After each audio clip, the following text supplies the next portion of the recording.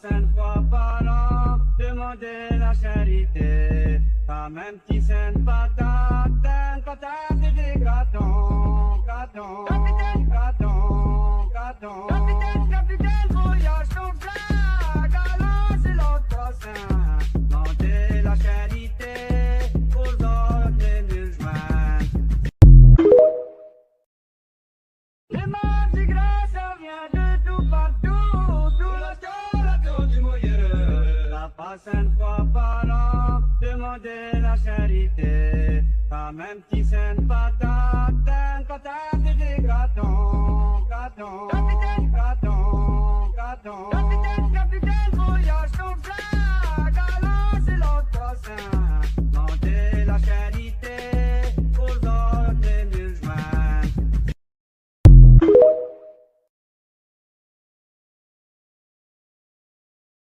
No one who was there at the time could believe what we were seeing. Bodies in the streets, human beings decomposing for days. About a week after the storm hit, I was in a small boat on a flooded street in New Orleans.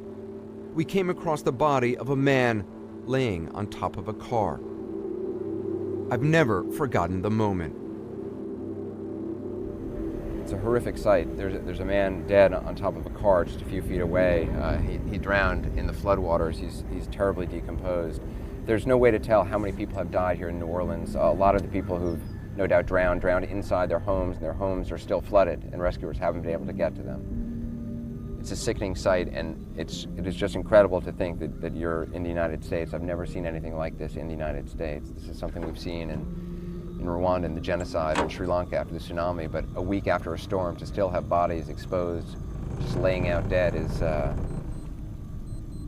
it's mind-boggling. For years, the memory of that man on that car haunted me. Then, in 2015, we learned his name, Jerry Peters. It turned out his family went back generations in New Orleans, and we went back to find them. Jerry Peters' great-grandfather founded a small church on this plot of land in New Orleans' 7th Ward back in 1918. His name was Joseph Davis. Today, the church is run by Jerry Peters' nephew, Pastor Jerry Darby. Hello. Hey, it's so nice to meet you, Pastor. Pleasure to meet you, sir. Thanks so much for having us. It turns out Pastor Darby was named after his uncle, Jerry Peters. This is Jerry Peters, dressed as a Mardi Gras Indian. It's the only photo of him that survived the storm. Jerry grew up in New Orleans, one of 11 kids, and he had 2 children of his own. What was your uncle like? Very, very loving person, very, very supportive. He was my baseball coach, of course. He taught you how to play baseball? Taught me how to play baseball, taught me how to play football. The morning of the storm, Pastor Darby called his uncle. The rest of the family were evacuating to Houston. You know, it was our understanding that he was going to leave, that evening, and obviously we were quite optimistic and hopeful that he would be well. Do you know why he didn't get out?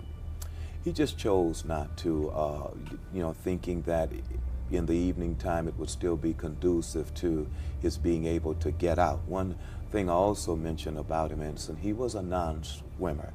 I know he didn't know how to swim. He didn't swim at all, and he was deathly afraid of water. Jerry Peters' body was eventually recovered on September 11th. When the family got word, Pastor Darby was devastated. They didn't know how he died or how he ended up floating in the water 6 blocks from his home. Pastor Darby didn't know that his uncle's body was found on top of a car until now. I saw your uncle, and I always worried as a reporter that I didn't want family members seeing their loved ones on television. I thought so much about him, and it's why I wanted, when we were able to track you down, I wanted to meet you, because there's some things you never forget, and some images you never forget, and seeing your uncle is something I'll never forget. To know that you vividly, in a very picturesque way from what I'm gathering, you saw him yourself on the car. That does bring some measure of comfort to at least know that somebody saw him, and he wasn't just on some heap pile, Right. you know. To not be able to put a name to the person that we were seeing was one of the things that always struck me as particularly painful. Yes. And so to be able to finally put a name to your uncle is for me powerful.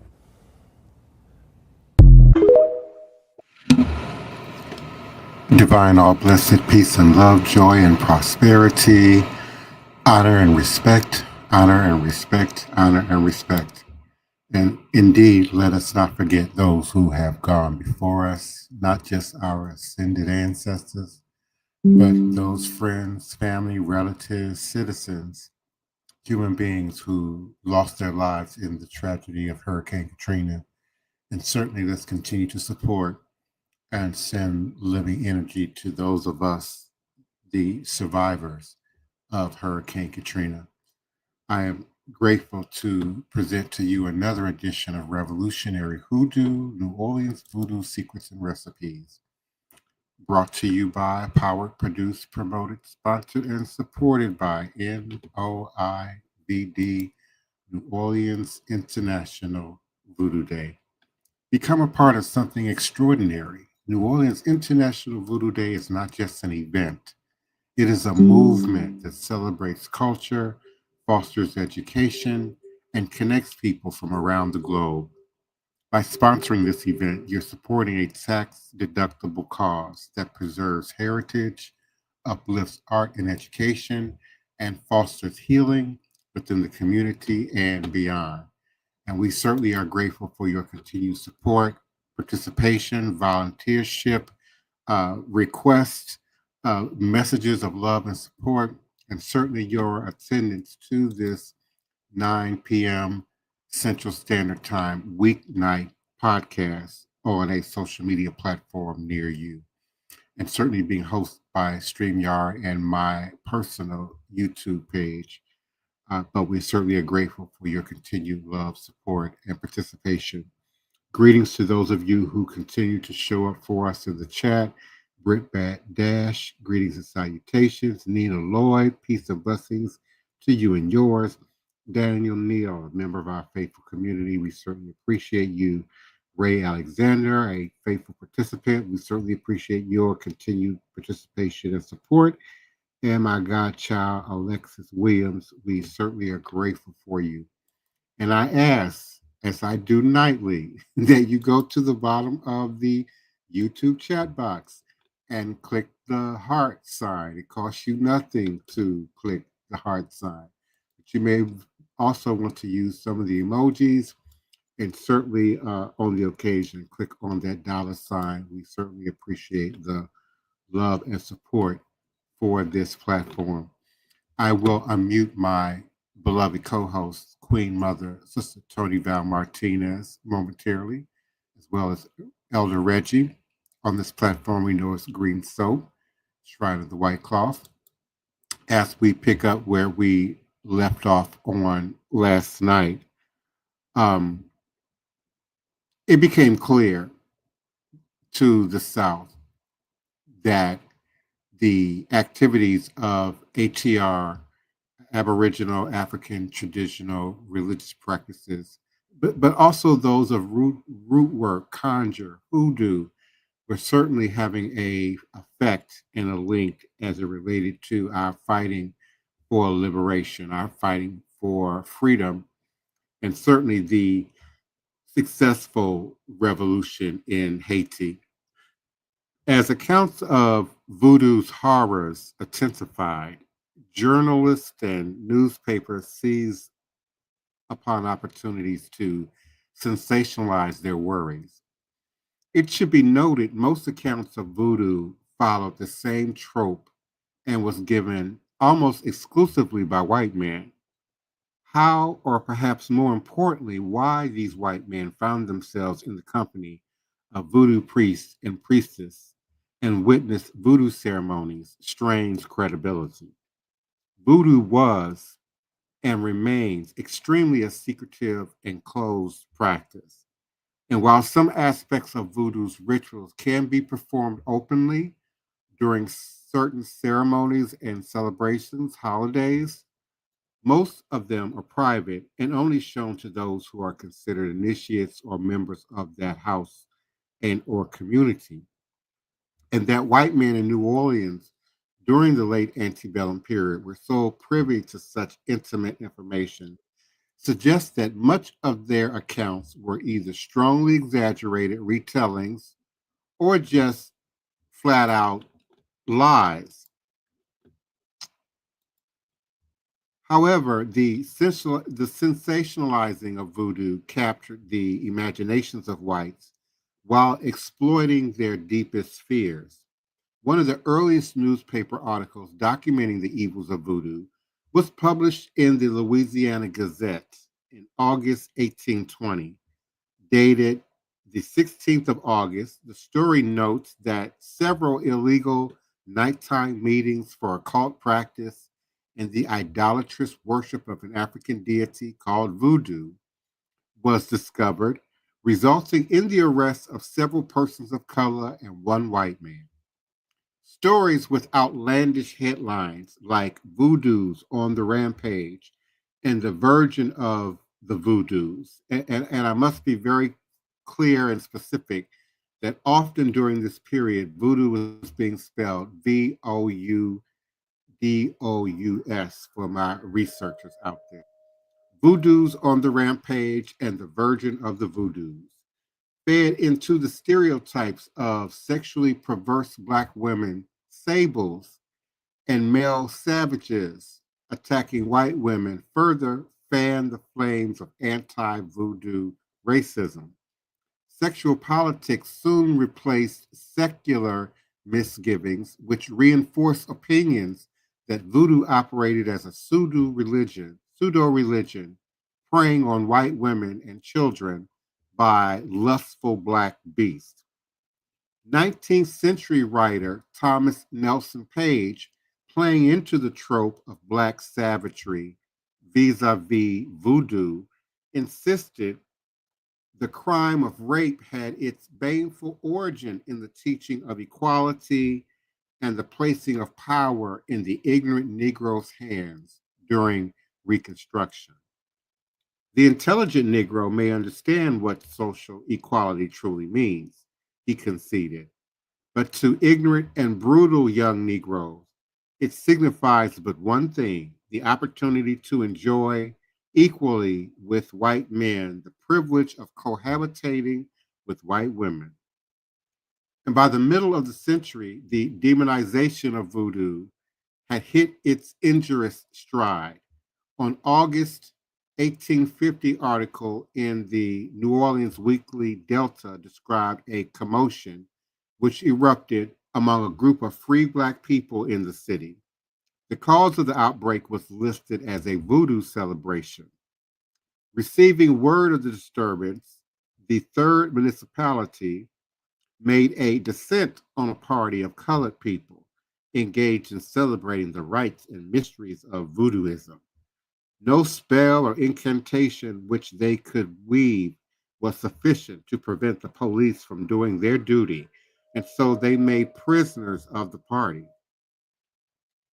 A Virginia chronicler, warning of the dangers of Black emancipation and voodoo, lamented free Blacks would relapse promptly into the voodooism of Africa, remarked a white New Englander in 1867 after visiting the South. And I quote, "The great mass of the colored people are deplorably ignorant, often sadly immoral, and in their manner of religious worship, wild and extravagant, often mistaking mere animal excitement for true religious emotion and joy," unquote.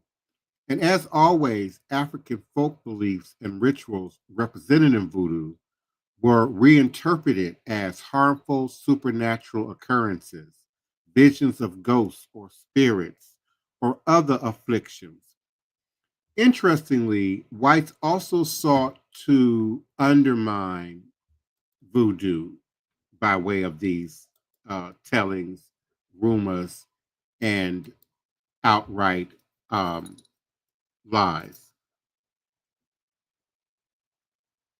Give me a second here, y'all. Please forgive me. So the whites also sought to undermine voodoo by suggesting supernatural harming was reflective of a larger problem among the Black population. Rebellion. Writing in the Journal of American Folklore, Julian A. Hall declared, "The readers of the journal are no doubt familiar with many of the superstitions and beliefs of the Negro race regarding conjuring and tricking. These beliefs were brought here from Africa by the first comers and continue in full force to this day." Also in the journal, William Wells Noel wrote, "It is very desirable that someone should examine these beliefs and ascertain whether any form of voodoo worship can be substantiated in Louisiana." A June 1896 New Orleans Times Democrat article described a particularly frightening voodoo ceremony, which included the boiling of a black cat. And I quote, "The voodoos had worked themselves to such a frenzy," the article begins, "that they began tearing off their clothes until finally nearly 500 impassioned black savages danced as naked as islanders to the beating of ox skulls and tom-toms, the weird crooning of the hags, and the sharp ejaculations of bucks and wenches," unquote. To the targeted reader, labels like hags, bucks, wenches. To the targeted reader, these labels would have conjured up memories of slavery when older black women were hags. Black men being used as breeding instruments were known as bucks, and young slave girls were called wenches. The article continues to describe the scene. At the height of the revel, the king kicked out the fire, and in the light of the embers, upset the cauldron on the ground, and grasping the cat in his fingers, began thrusting the awful mess into his mouth, the others following his example. The dance was now nothing but the lewdest and most outrageous orgy. Unsurprisingly, the language used in the article would have ensnared every white man from Missouri to Louisiana.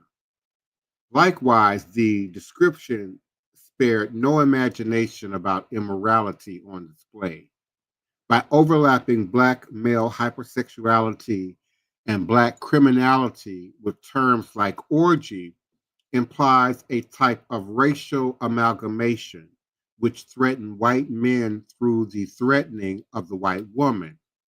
The description of the black buck engaged in unfiltered ejaculation furthermore portends the idea that white women could become victims of black savagery. The irony only lies in the fact that a white man writing in a white newspaper would alert white readers to the diabolical practices of enslaved black men. This was and remains a centuries-old illusion used by white men to create fear of black men as savages and sable subjects, typically of the darkest skin and unattractive features, or the black beast rapists that the white racists declared were a real and symbolic threat of Negro domination. And as I bring in my beloved co-host, my wild man and my first priest, my armor bearer, brother Joshua Nylan Tanner has joined us, the beloved sister Toni Martinez, and Elder Reggie, as I now unmute your mics and bring you into the conversation.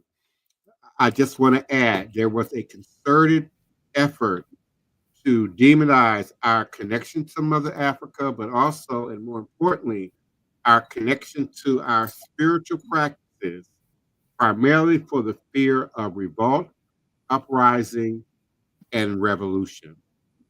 Greetings, beloved. What say you? Hello, good night, everyone in the listening area.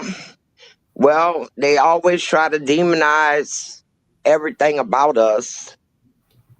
They try to demonize our lips, our noses, our big butts, and then they take and go spend thousands of dollars to get them themselves.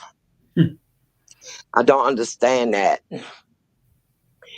But ever since we've been here, we've been demonized and we've been fighting back. And we always gonna fight back.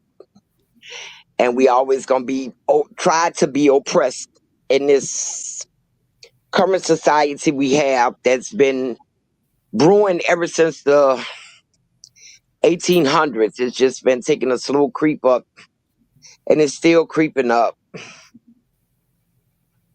I don't see it getting any better. We're gonna have to fight harder. What say you, Brother Joshua? I totally agree. How you guys doing tonight? Elder Reggie, Sister Toni.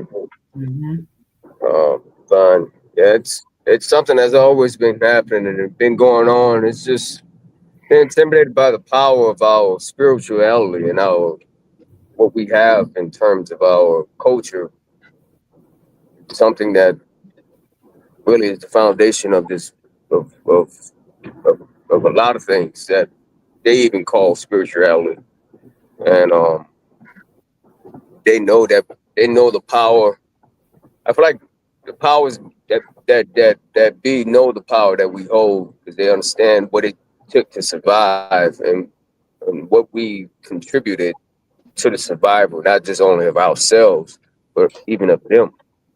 And you know, the rearing of children, black women that was mammies for generations with children on plantations and throughout the South. The cleanliness, the simple, basic practicalities of living came from a very spiritual. Came from us. It came from the indigenous people that was here, that was surviving on this way for thousands of years, and yeah, they was intimidated by it. So they just like they've done the black codes, or like they're doing now throughout the United States now, with the federal government and the military on the ground, with the troops. They're going around and penalizing people for simple infractions and trying to get them detained and questioning their legitimacy and trying to find a reason to do something to you. Got to stay on your P's and Q's out here. I would say that more than ever now. You got to be solid and not so much forceful, but you got to be assertive and assert yourself in a way where you can't allow them or it to become toxic or disrespectful at all. And there's got to be,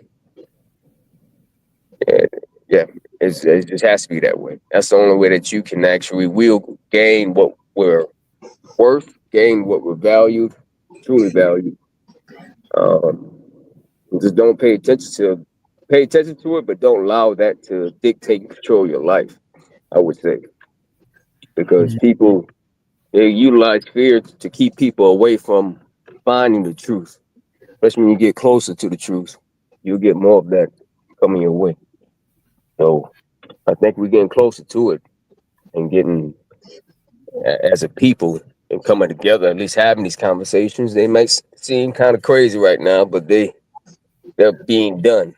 And that's the hopeful part of it that I see that's going on right now. At least we're having conversations and people are now debating or doing whatever they call themselves doing, going through facts, going through history, talking about digging up their past, do all that, do it all, because we need all that, and do it sincerely and do it in truth.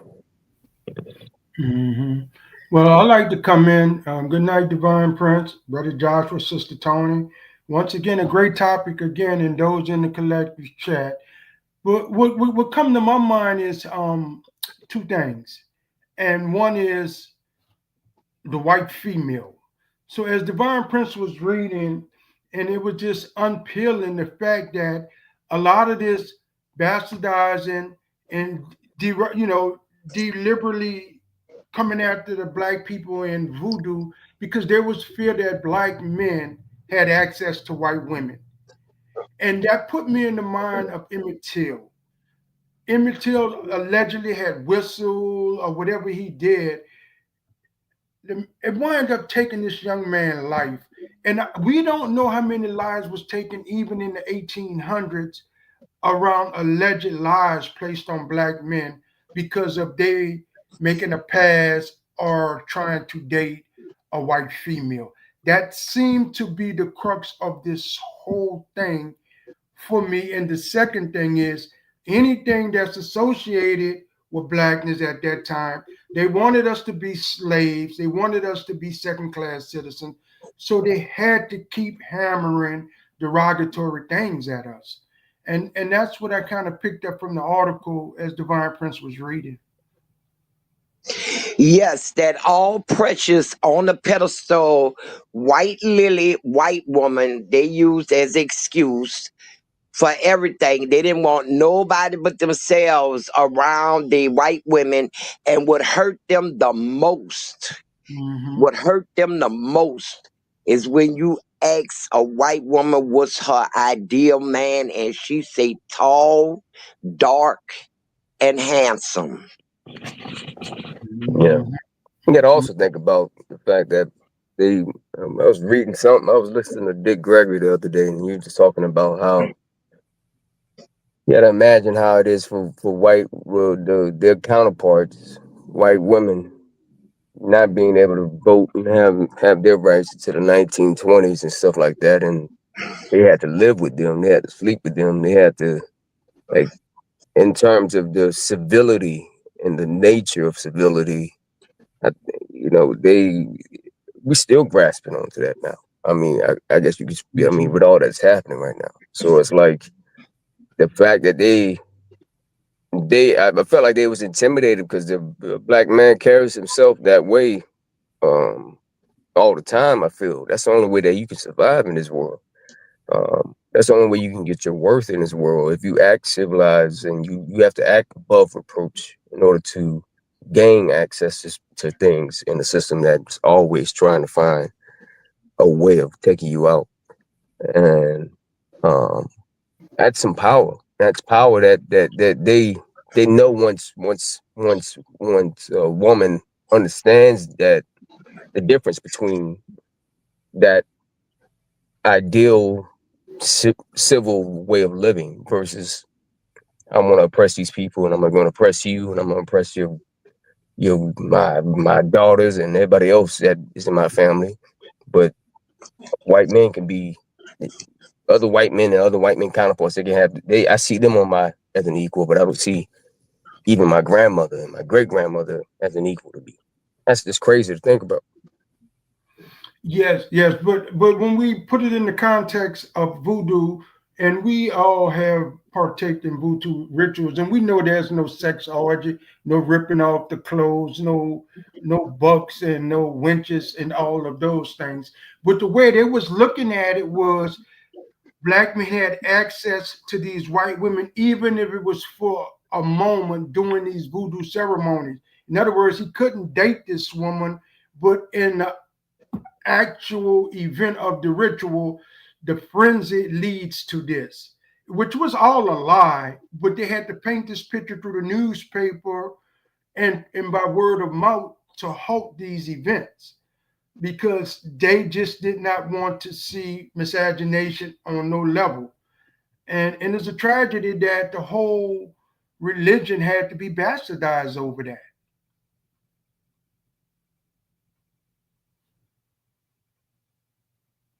Yeah, you're right. You're right. I mean, I see it as I guess they was trying to protect their family core, which is not. but I don't see it. I'm not giving them no just. I'm just being a devil's advocate. But it's just like, you got to see how they've attacked our communities, and they targeted our women. So I felt like they was like, well, we can't have these black men targeting our white women, They could have taking all over our access communities. to us, but but the black man Yeah. couldn't have access to even look a white woman in the face. Right. And you know, when they put the segregation in place, Plessy versus Ferguson, that was spelled out.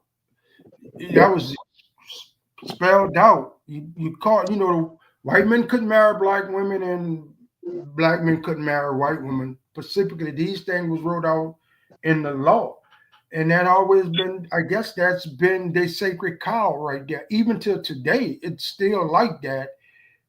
And this is what pushed some of the racism, some of the hatred, and I guess they genetic survival, as Dr. Francis Cress Wilson speak of our survival, but I guess they see it from their survival is that their women is untouchable, untouched, because she has to deliver their kid, their seed moving forward. And the thing about it is, they really was doing a bad job at doing that, especially in the South, because white women definitely wasn't, as we gonna say, built for the Southern climate. So they had a lot of problems. They had a lot of time in the bed. They had a lot of time when they was sick.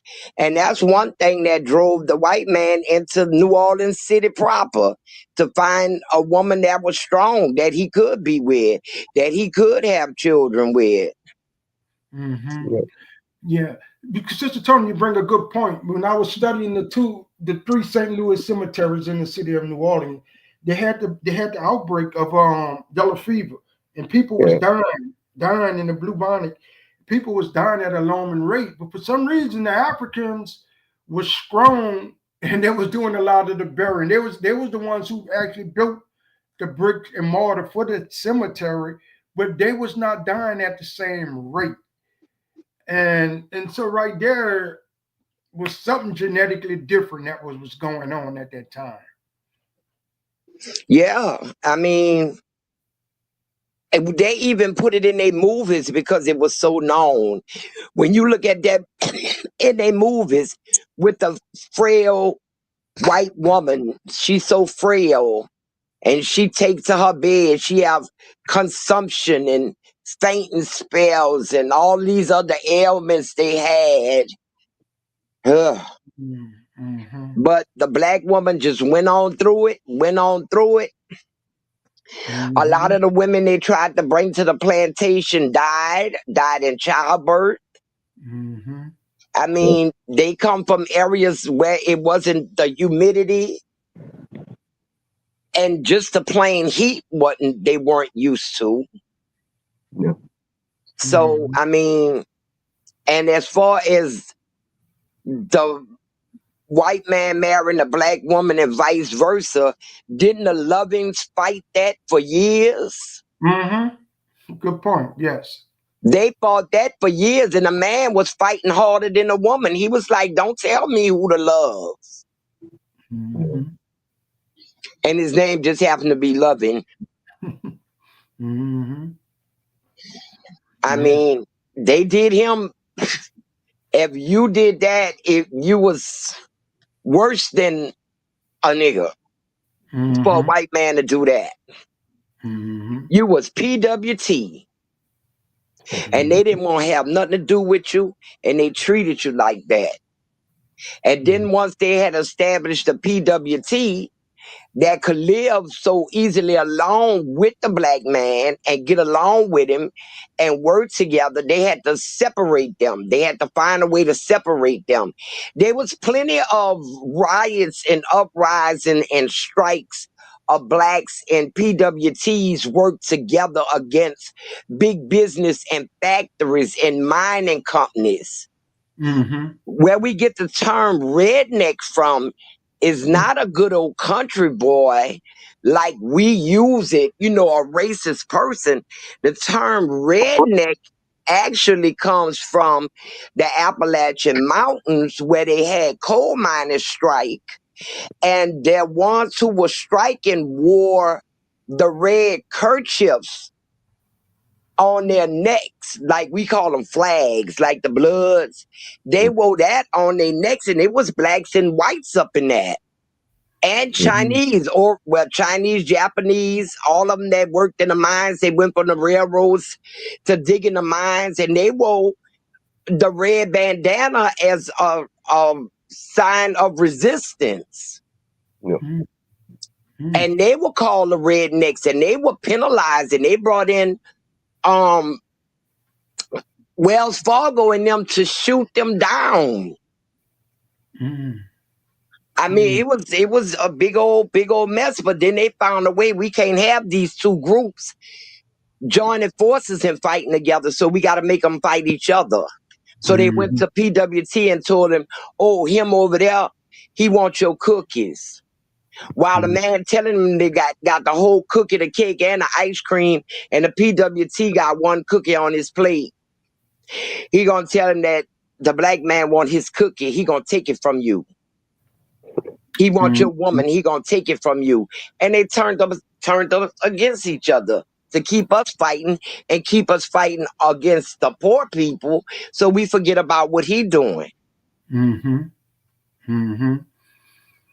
That's a good point. People think it's a lot about racism, which it is, but it's also classism. Before white people had somebody to hate on race, they hated on each other because one had more than the other one did. That's true. So even if we would get over racism, you're gonna find classism gonna come in. Or God forbid, like that Star Trek episode where the man had the black and white face down the middle, and the people with the black face on the right was fighting the people with the black face on the left. No, you're right. But that's how you call a revolution. You divide people, especially when they come in. You got minds of different sets, different races, and different faces. You got different perspectives. So that type of revolution is very, the group of people moving forward. It's hard to quell that unless you start dividing them. So yeah, as the show was ending, last night, Divine Prince played a tape of the guy who developed the Willie Lynch letter. Even though that was designed for slaves to separate, divide, and conquer, but if you take that Willie Lynch letter out of that context and you put it to America proper as a whole, you still see those same tenets play it out. If it's not race, then it's going to be classism. If it ain't classism, it's going to be some ism. Religion, they're going to find some way to fight about. They're just a warlike people. They just a people that just got to be fighting. And history has showed us that. They're just a warlike people. And Trump want to change the Department of Defense from being the Department of Defense, meaning we got this all here to defend ourselves in case somebody attacks us, to the Department of War. That means feel froggish and jump.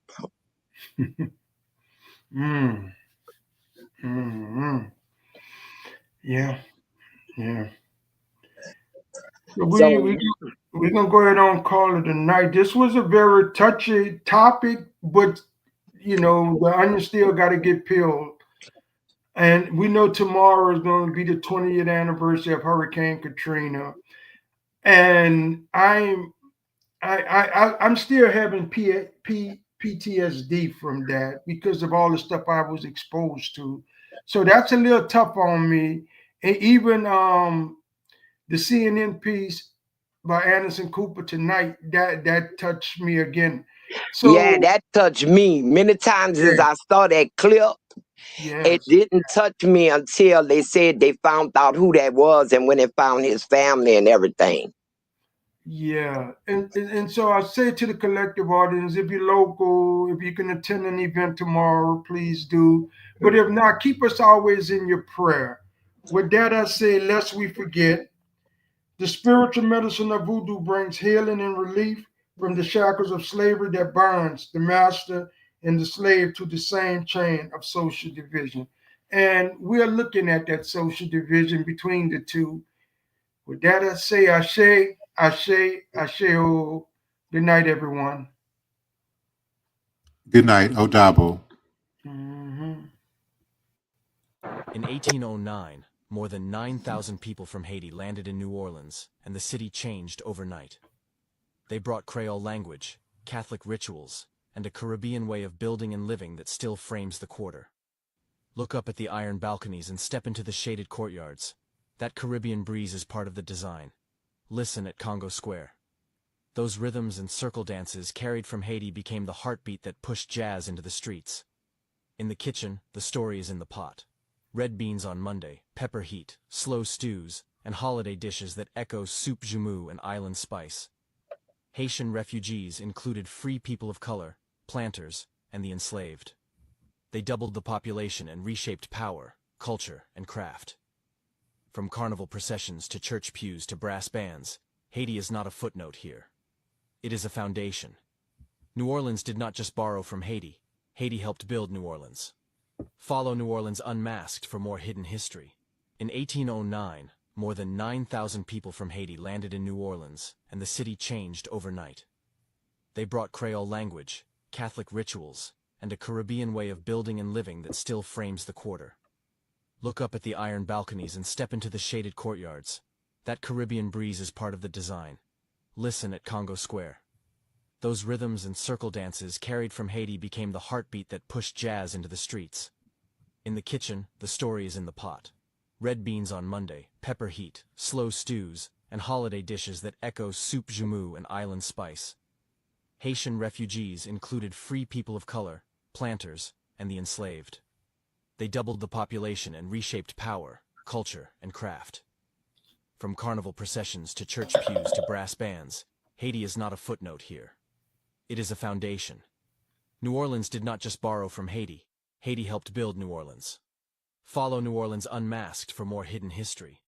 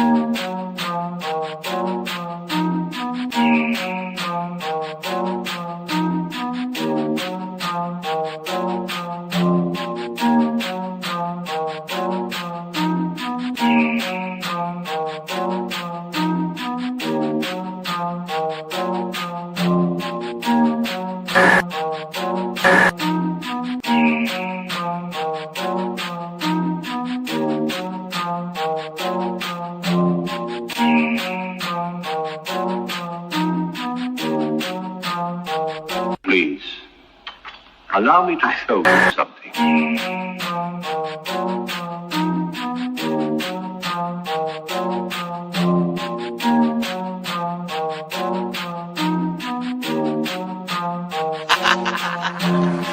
They say I'm crazy and that might be true. I got this right in my DNA, yeah, I'm coming for you. It's time we turn the tables, flip these motherfuckers on you. I wanna see you hanging from trees, it's time you pay for your dirt and your showtime. You created the monster, you created the beast. Now all this savagery you just gon' reap. I'm coming home, daddy, to the plantation, and I'm taking the lives of everybody, including the children, on some Nat Turner. Oh, do you hear that sound? It's about to go down. Unleash the beast, we about to tear this motherfucker down. Do you hear that sound? It's about to go down. Unleash the beast, we about to tear this motherfucker down. I met my girl Harriet at the gate. If you wanna know how she doing, yeah, she's straight. But she had one question: when we gon' get up? All that talking tough, yeah, we don't walk it tough. She got it locked and loaded, got that piece up on her side. She looked me in my eyes and said, "Meet you ready to ride?" Moving forward, you gotta use both eyes. Watch your front and watch your back. Keep your hands up on your gas. Do you hear that sound? It's about to go down. Unleash the beast, we about to tear this motherfucker down. Do you hear that sound? It's about to go down. Unleash the beast, we about to tear this motherfucker down. He sit at the table, but he don't order no bacon. He greet me in those words, assalamu alaikum. Got them glasses on his face and them waves in his head. He go by the name of Detroit Westside. He looks me in my eye and says, "You only get one try. Know that your biggest opposition will come from the inside. I know you wanna love them all, but don't even try, because they'll smile up in your face while plotting your demise." Do you hear that sound? It's about to go down. Unleash the beast, we about to tear this motherfucker down. Do you hear that sound? It's about to go down. Unleash the beast, we about to tear this motherfucker down.